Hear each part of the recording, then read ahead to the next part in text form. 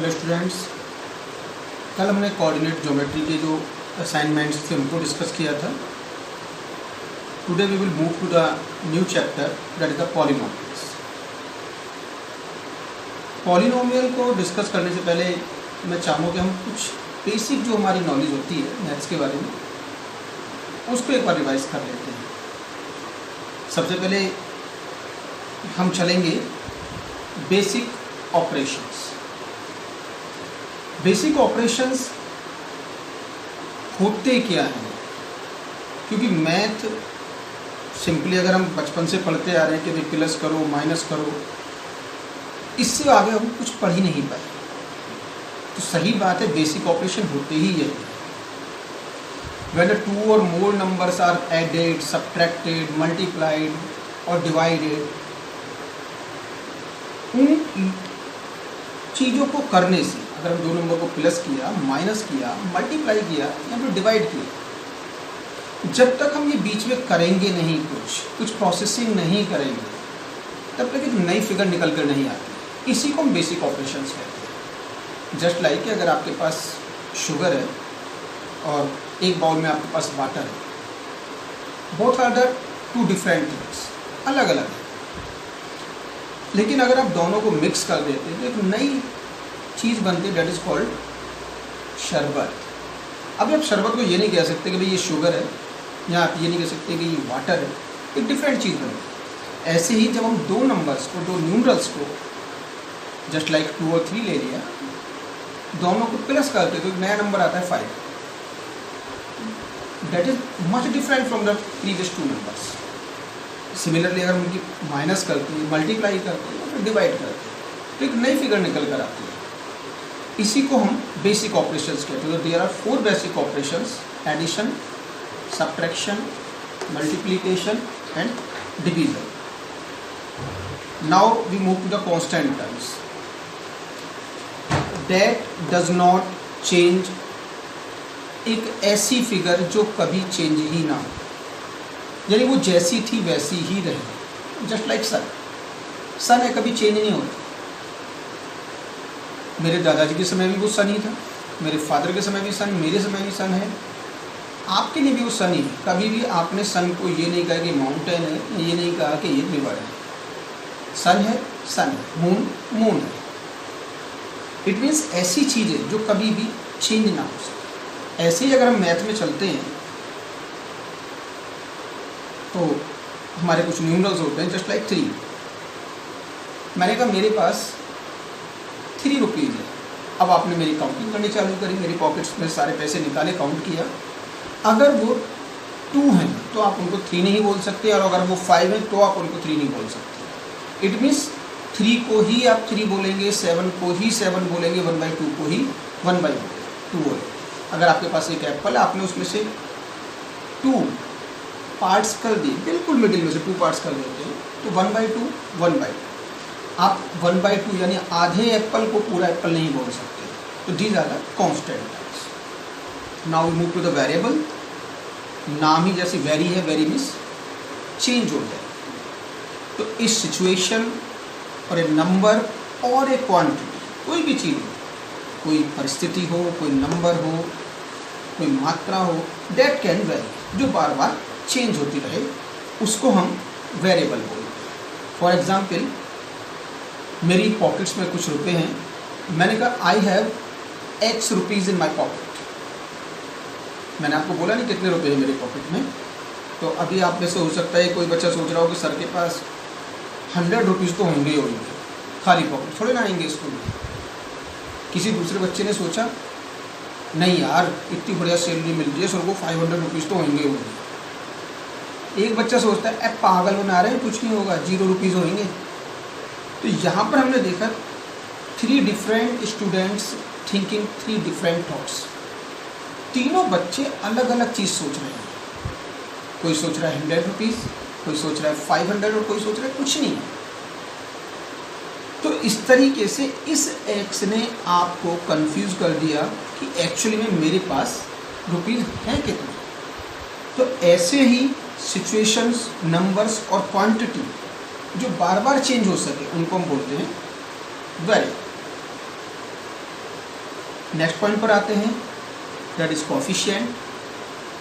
हाँ, ये कॉफ़ी और सेंट दो चीज़ नहीं है। कभी आप सोचें हाँ जी कॉफ़ी में चलो 2 बूंद सेंट मिला लो, कोफिशिएंट बन गया, हंसने की बात नहीं है। चलिए आ जाइए। Coefficient, A number which is placed before another quantity, कोई भी एक ऐसा नंबर जो किसी दूसरी क्वांटिटी से पहले लिख दिया जाए। ध्यान रखना है, ऑलवेज पहले ही लिखना है, पीछे नहीं। अगर आप पीछे लिखेंगे तो एक स्टैंडर्ड फॉर्म नहीं होगा, हमेशा आपको पहले लिखना है। जस्ट लाइक अगर आपके फादर का नाम मनोज सिन्हा है तो आप ये नहीं बोलेंगे my father's name is Manoj Sinha mister, आप बोलेंगे my father name is mister Manoj Sinha. That means आपने मिस्टर पहले लगाया, तो यहाँ पर मिस्टर एक कोफिशिएंट का काम कर गया। तो ऐसे ही अगर हम मैथ में देखें तो एक कोई भी नंबर जो किसी दूसरी क्वांटिटी के आगे लगाया जाता है और वो उस क्वांटिटी में मल्टीप्लाई कर रहा है, ना एडिशन करेगा, ना सब्ट्रैक्शन करेगा, ना डिवीजन करेगा, ऑलवेज मल्टीप्लिकेशन ही करेगा,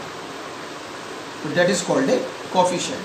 तो a number which is placed before another quantity and which multiply it. अगर हम एग्जाम्पल देखते हैं 2x, यहाँ पर x अभी हमने ऊपर डिस्कस किया था, x इज ए वेरिएबल, एक क्वांटिटी हो गया x से पहले a number which is placed before another quantity, तो एक क्वांटिटी से पहले हमने नंबर लगा दिया दैट इज 2, तो here 2 is the coefficient of x। Next देखते हैं x square, x is also a variable, इससे पहले फिर हमने लगाया -3, तो -3 is the coefficient. Here 7/9 is the coefficient. तो आपने देखा कोफिशिएंट जो होता है एक्चुअली में एक न्यूमरल ही है, एक नंबर ही है, लेकिन नेसेसरी कंडीशन क्या है कि उसके साथ एक वेरिएबल का आना जरूरी है। अगर वेरिएबल नहीं आएगा तो आप इसे कोफिशिएंट नहीं बोलेंगे, फिर सिर्फ कांस्टेंट टर्म बोलेंगे। अब आ जाते हैं हम एक्सप्रेशंस पर। एक्सप्रेशन क्या होते हैं? एक आपके फेशियल एक्सप्रेशन होते हैं, आप अपने चेहरे के भावों से, एक्सप्रेशन से ही बता देते हैं कि आप कैसा फील कर रहे हैं। कभी आप क्लास में हम पढ़ा रहे हैं और आप इधर उधर गर्दन घुमा रहे हैं तो हमें लग जाता है आपके चेहरे से देख करके इस वक्त आप इंटरेस्टेड नहीं है, you are not interested in study mode.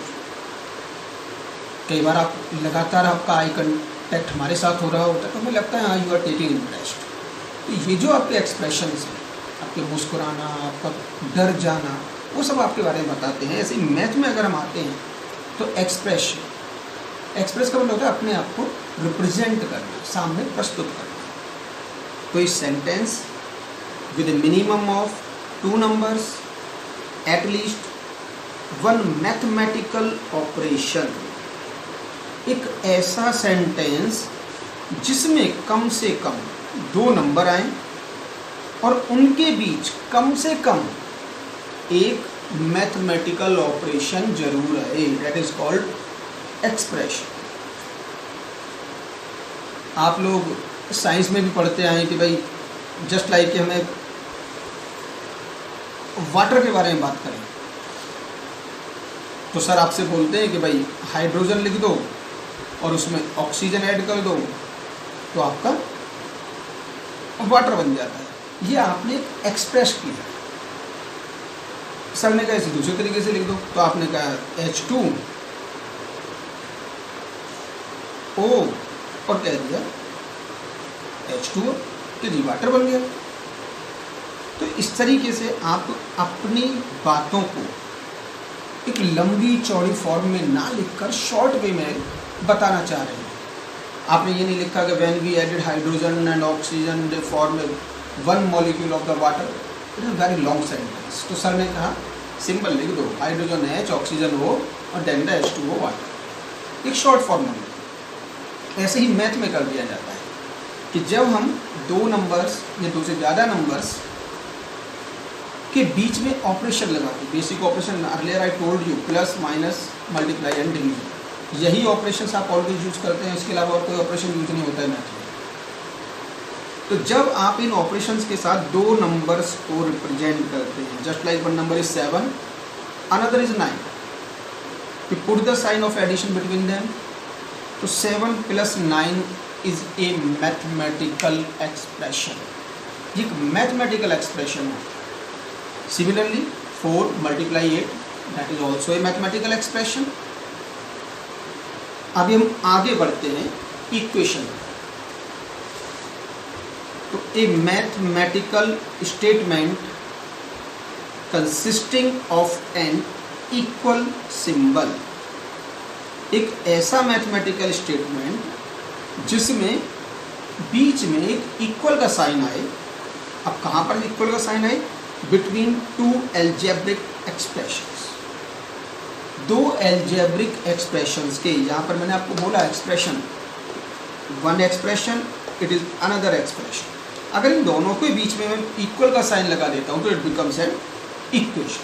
तो एक मैथमेटिकल इक्वेशन बन जाएगी। जैसे आपके यहाँ पर अगर हम सिर्फ इतना लिखकर छोड़ देते दैट इज द एक्सप्रेशन, लेकिन जैसे ही हमने इसमें इक्वल का निशान लगा के वाटर लिखा तो ये बन जाता है equation. It means equation has two parts, left side and right hand side. तो left hand side and right hand side दोनों जो होती हैं उनके बीच में इक्विवेलेंट यानी इक्वल का साइन आ जाता है, तो ये इक्वेशन बन जाती है।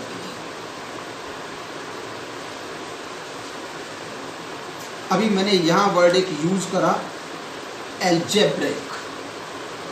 अभी मैथ में एल्जेब्रिक कहाँ से घुस गया? तो बेटे जैसे साइंस में आपकी अलग अलग ब्रांच होती हैं, कभी आप बोलते हैं हमें आज फिजिक्स का पीरियड है, कभी बोलते हैं केमिस्ट्री का पीरियड है, और बायोलॉजी, जूलॉजी, बॉटनी, बहुत सारी चीज़ें होती हैं। तो ऐसे ही मैथ में भी डिफरेंट ब्रांच होती है। आपको इनिशियल लेवल पर 3 ही ब्रांच सिखाई जाती हैं। पहली होती है अर्थमेटिक। अर्थमेटिक में सिर्फ आप न्यूमरल्स की, इट मीन्स नंबर्स की बात करते हैं। नंबर्स में सिर्फ बेसिक ऑपरेशंस इंक्लूड करते हैं, यानी कि आपने 3 लिया +7 कर दिया, 9 लिया मल्टीप्लाई 4 कर दिया। तो it is the branch of mathematics where you are studying the numbers and their operations. Next आती है एल्जेब्रिक। एल्जेब्रिक कहती है कि कई बार हमको कुछ फॉर्म्स मालूम नहीं होती है तो उनको कंसीडर कर लेते हैं, सोच लेते हैं। मैंने कहा मेरे फादर की एज मेरी एज से 25 ईयर्स मोर है। अब आपको मेरी एज नहीं मालूम, मेरे फादर की एज नहीं मालूम, तो आप कहते हैं ओके सर से age is X and his father से एज इज Y। तो यहाँ पर आपने 2 अननोन क्वांटिटी सोच ली, दोज आर कॉल्ड वेरिएबल। आपने X और Y सोचे, पता नहीं वो कितनी कितनी हो, 20, 50 हो, 30, 60 हो, क्या हो पता नहीं कुछ। तो जब हम न्यूमरल्स के साथ वेरिएबल्स को भी ऑपरेशंस के साथ यूज करने लग जाते हैं तो एक नई ब्रांच बनती है दैट इज अलजेब्रा। इसके बाद आती है एक ज्योमेट्री। ज्योमेट्री जिसे आप हिंदी मीडियम के बच्चे बोलते हैं रेखा गणित। ज्योमेट्री में we study the properties of lines and angles. Lines और एंगल्स की प्रॉपर्टीज़ के बारे में हम डिस्कस करते हैं। आप कोई एंगल बना रहे हैं 45 डिग्री का, कोई रेक्टेंगल बना रहे हैं, आप कोई ट्राइंगल बना रहे हैं, ये सब ज्योमेट्री के अंदर ही आते हैं। तो अब हमारा जैसे कि चैप्टर हमें डिस्कस करना है पॉलिनोमियल, उससे पहले ये मैंने आपको बेसिक नॉलेज दी। इन बेसिक नॉलेज को जब तक आपको पता नहीं होगा आप पॉलिनोमियल्स को कंटिन्यू नहीं कर सकते हैं। तो ये बेसिक नॉलेज आपको ज़रूर ध्यान रहनी चाहिए। Now we come to the polynomial. Polynomial, it is an expression consisting of variables and coefficients that involves only the operations of addition, subtraction and multiplications with non-negative integer exponents of variables. Polynomial जो होता है वो ऐसा expression है जिसमें variables भी होंगे, coefficient भी होंगे जो भी मैंने आपको बताया, उनके बीच में बेसिक ऑपरेशन एडिशन, सब्ट्रैक्शन और मल्टीप्लिकेशन भी आएंगे। साथ ही साथ जो आपके वेरिएबल्स हैं उनके ऊपर जो पावर लगेगी, डेट इज कॉल्ड एक्सपोनेंट्स, वो power always non negative, it means सिर्फ होल नंबर ही होनी चाहिए और कुछ नहीं होनी चाहिए। लाइक 3x प्लस 5, तो एक एक्सप्रेशन हुआ मैथमेटिकल जिसमें वेरिएबल्स आ गया, कोफिशिएंट आ गया, involve the operation of addition, subtraction and multiplication, operation आ गया। कहते हैं नॉन नेगेटिव इंटीजर एक्सपोनेंट्स, यानी पावर जो हो वेरिएबल्स की, तो इसकी पावर क्या है यहाँ पर, इसकी पावर यहाँ पर जो लिखी हुई नहीं होती है उसे हम 1 मानते हैं, that is the whole number 1। तो ये एक पॉलिनोमियल, मैं लिख देता हूँ 2x स्क्वायर माइनस 7x, फिर से देखा हमने, प्लस 5, आपने देखा 2x स्क्वायर माइनस, देखिए बेसिक ऑपरेशन आ गया, 7x प्लस, फिर से बेसिक ऑपरेशन आ गया, वेरिएबल्स x स्क्वायर और x दोनों चल रहे हैं, लेकिन दोनों में आपको ध्यान रखना है कि पॉलिनोमियल में ऑलवेज वेरिएबल एक ही यूज करा जाए। अगर मैं यहाँ पर 2x square minus 7y plus 5 लिख देता हूँ तो it is not a polynomial, it is a polynomial. तब ये पॉलिनोमियल नहीं रहेगा, तब ये सिंपल मैथमेटिकल एक्सप्रेशन रहेगा। क्लियर? तो अभी हमने कहा कि जब भी पावर आएगी वेरिएबल्स की पावर, वो हमेशा नॉन नेगेटिव यानी होल नंबर ही आनी चाहिए। ये x की पावर 2, x की पावर 1, तो ये सब होल नंबर आ गए। लेकिन अगर मैं लिख देता हूँ 3x की पावर माइनस 2 प्लस 5, तो यहाँ पर हम देखते हैं पावर माइनस में आ रही है, तो ये हमारा पॉलिनोमियल नहीं होगा। मान लीजिए मैं लिख देता हूँ 4x की power 1/2 plus 7, 1/2 power, that is not a whole number, it is a fractional number, ये भी हमारी पॉलिनोमियल नहीं होगी।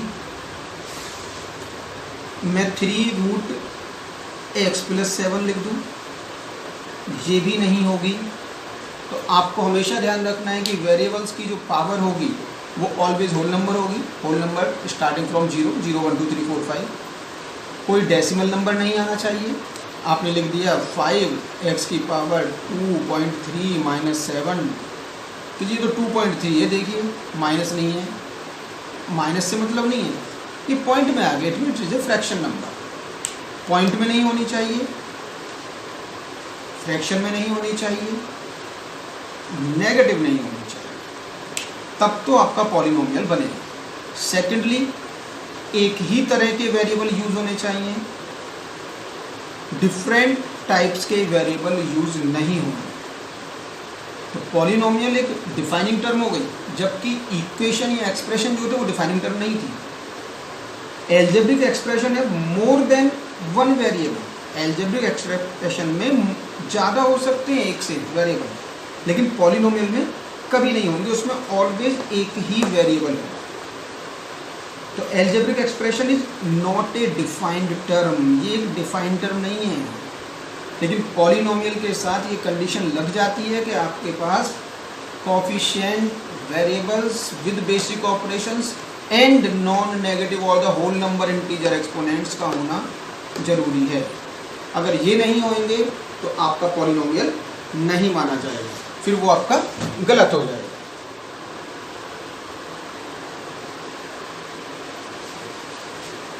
अब आते हैं नेक्स्ट टॉपिक पर, that is the leading term. तो लीडिंग टर्म क्या होती है, तो हमने यहाँ पर सिंपल सा लिखा कि having highest power of variable, किसी भी पॉलिनोमियल में जितनी भी टर्म होंगी उन टर्मों में जिस टर्म में सबसे बड़ी पावर होगी वेरिएबल की, वो उसको लीडिंग टर्म कहेंगे। अब कहते भाई टर्म क्या होगी, टर्म कहते किसे हैं? अगर आपके पास 3x square minus 7x plus 5 ये है एक पॉलिनोमियल, यहाँ पर आप देखते हैं 1 2 एंड 3। इट मीन्स दो टर्मों के बीच में जब एक बेसिक ऑपरेशन प्लस या माइनस का आ जाए, याद रखना है प्लस या माइनस, मल्टीप्लाई या डिवीजन नहीं, प्लस या माइनस जो होते हैं तो दो टर्मों को सेपरेट करते हैं। तो यहाँ पर हम देखते हैं it is the first term, it is the second term and it is the third term. तो हमारे पास तीन टर्म हो गई, 3x² माइनस का 7x एंड 5। यहाँ पर x की पावर 2 है, यहाँ x की पावर 1 है और यहाँ x की पावर है ही नहीं। इट मीन्स हाईएस्ट पावर किस पर हुई, इस पर।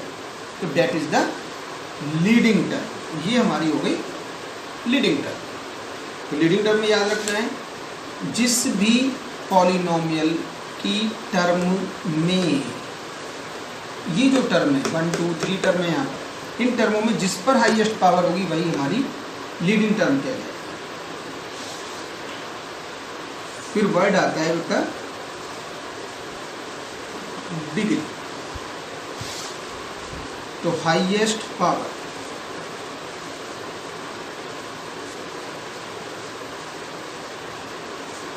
Highest power of the variable,